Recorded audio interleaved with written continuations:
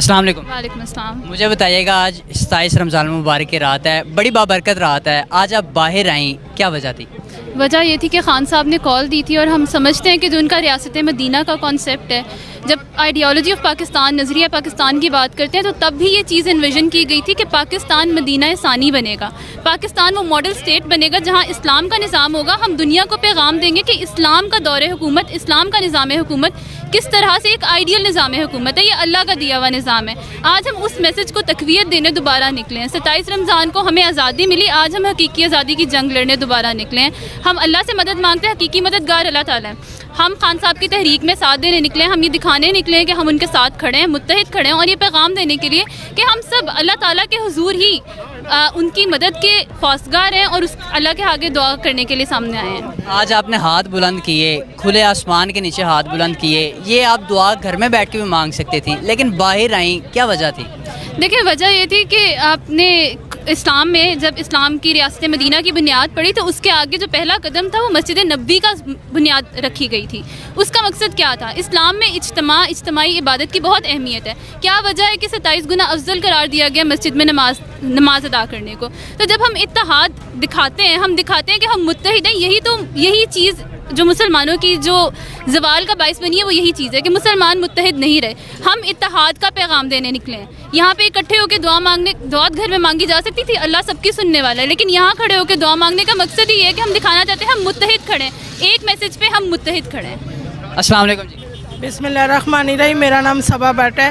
آپ نے کافی سوال کیے ہیں، میں خود ہی جواب دے دیتی ہوں کہ آپ یہاں کیوں آئی۔ خان نے کال کی، خان نے کال اپنے لیے نہیں کی، خان نے پاکستان کی سلامتی کے لیے کال کی ہے۔ جو چوروں نے قبضہ کیا آدھی رات کو، عدالتیں کھولی ہیں، ہمارے خان کو وہاں سے فارغ کیا ہے، ہمارا اللہ خان کے ساتھ ہے۔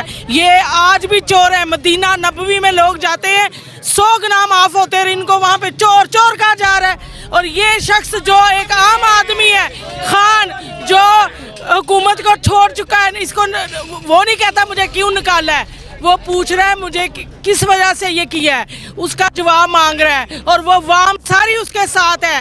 آج یہ دیکھیں، یہ دعا جو اجتماعی ہوتی ہے نا، آمین سب کہتے ہیں، پتہ نہیں کس کی قبول ہو جائے۔ آج ہم سب کٹھے ہوئے ہیں اس آسمان کے نیچے، ہمارا دل رو رہا ہے، لیکن ہمارا خان، اس کے چہرے پہ آپ نے سکون نہیں دیکھا۔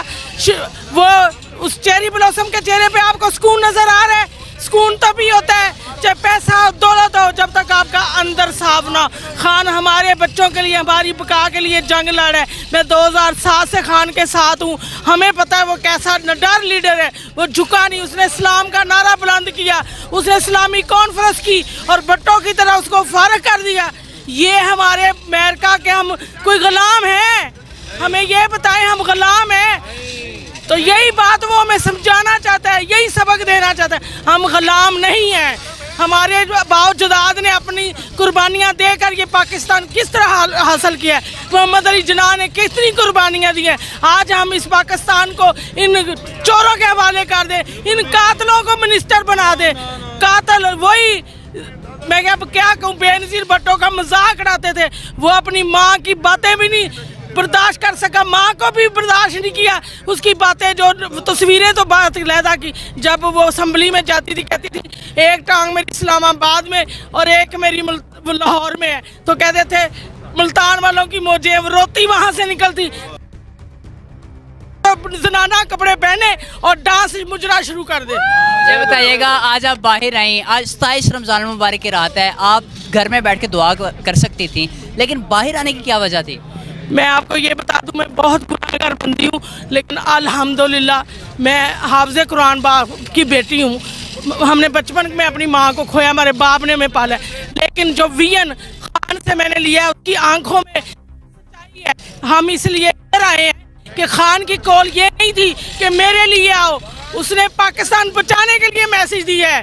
اور جیسے طارق صاحب نے بھی کہا کہ خان کو بھی لے جاؤ، تبلیغ 4 دن کر لو، تو وہ تبلیغ یہی ہوتی ہے کہ جہاد کرو۔ اگر ہم ترکی کی طرح سارے باہر نکل، یہ 2 ٹکے کی یہ مریم باتیں کر رہی ہے، اور وہ اورنگزیب جو اس کی ماتائی تھی، نرس تھی کلثوم کی، آج ان کو باتیں آ گئی ہیں۔ لوہے کی بٹی میں کام کرنے والے میں بھی باٹوں، یہ کہاں کے بٹ ہیں؟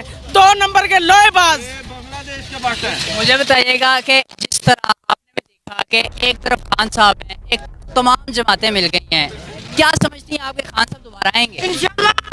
دیکھیں برائی چند دن کی ہوتی ہے اور نیکی ہمیشہ لمبی ہوتی ہے اور زندہ رہتی ہے. خرگوش اور کچھوے کی کہانی دیکھی تھی نا, وہ سو گیا تھا, وہ رینگتا بھاگ گیا تھا.